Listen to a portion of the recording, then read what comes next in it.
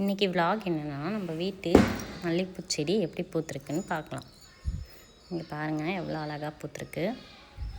நான் ஒரு சின்ன செடி மட்டும்தான் வச்சுருக்கேன். ஒரு 2 சின்ன குண்டு மல்லி செடி தான் வச்சுருக்கேன். அதிலே எவ்வளோ மொட்டுக்கள் வச்சுருக்குன்னு பாருங்கள், குட்டி குட்டி மொட்டுக்கள். டெய்லியுமே நாங்கள் மொட்டாவே பறிச்சிருவோம். சரி, இன்றைக்கி உங்களுக்கு காட்டலான்றதுக்காக தான் பூக்க வச்சு பறிக்கிறோம். நிறைய அரும்பு வச்சுருக்கோம். இதை நம்ம எப்படி பராமரிக்கிறோம் அப்படின்றதுல தான் பூக்கள் நமக்கு நிறைய கொடுக்கும். நான் இயற்கை முறையில் மட்டும்தான் இதை வளர்க்குறேன். எந்த உரமோ செயற்கையான உரங்கள்லாம் நான் கொடுக்க மாட்டேன். மாட்டு தொழுவத்து உரம் இதை மட்டும்தான் நான் யூஸ் பண்ணுவேன். நார்மலாக வாட்டர். எவ்வளோ பச்சை பசேர்னு இருக்குது பார்த்தீங்களா? வாசமும் ரொம்ப அருமையாக இருக்கும். கடையில் வாங்குகிற பூவை விட நம்ம செடியிலே பூக்கிற பூக்கு அவ்வளோ மனம் இருக்கும். பூவை கட்டிடலாம். பூத்த மல்லிகை பூவை கட்டுறதுக்கு பிகினராக இருக்கவங்களுக்கு கொஞ்சம் கஷ்டமாக இருக்கும். ஆனால் நீங்கள் கட்டிக்கிட்டே இருந்தீங்கன்னா பழகிடும்.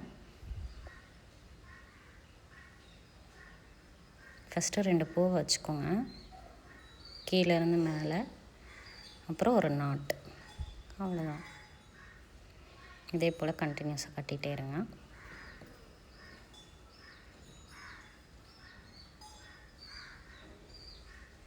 நம்ம பாதி கட்டிட்டோம்.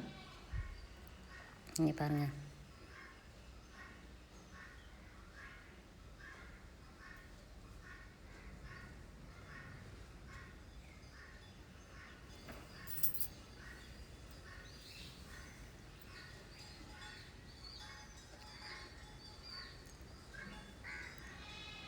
மே மந்த் வரத்துக்கு முன்னாடியே உங்களோட செடியெல்லாம் நீங்கள் ட்ரிம் பண்ணி விட்டிங்கன்னா நிறைய பூ வைக்கும், மொட்டு அரும்புகள் வைக்கும்.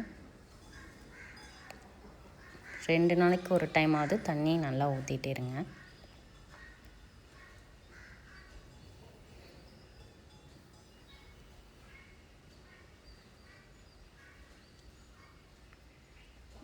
நமக்கு அருமையான பூ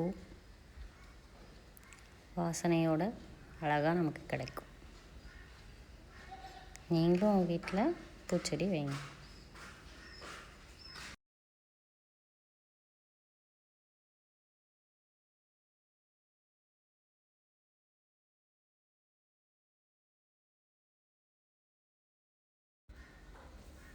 இந்த மாதிரி வீடியோஸ்க்கு நம்ம சேனலை சப்ஸ்கிரைப் பண்ணிக்கோங்க, பெல் ஐக்கானை கிளிக் பண்ணிக்கோங்க. தொடர்ந்து சப்போர்ட் பண்ணுங்கள் மக்களே.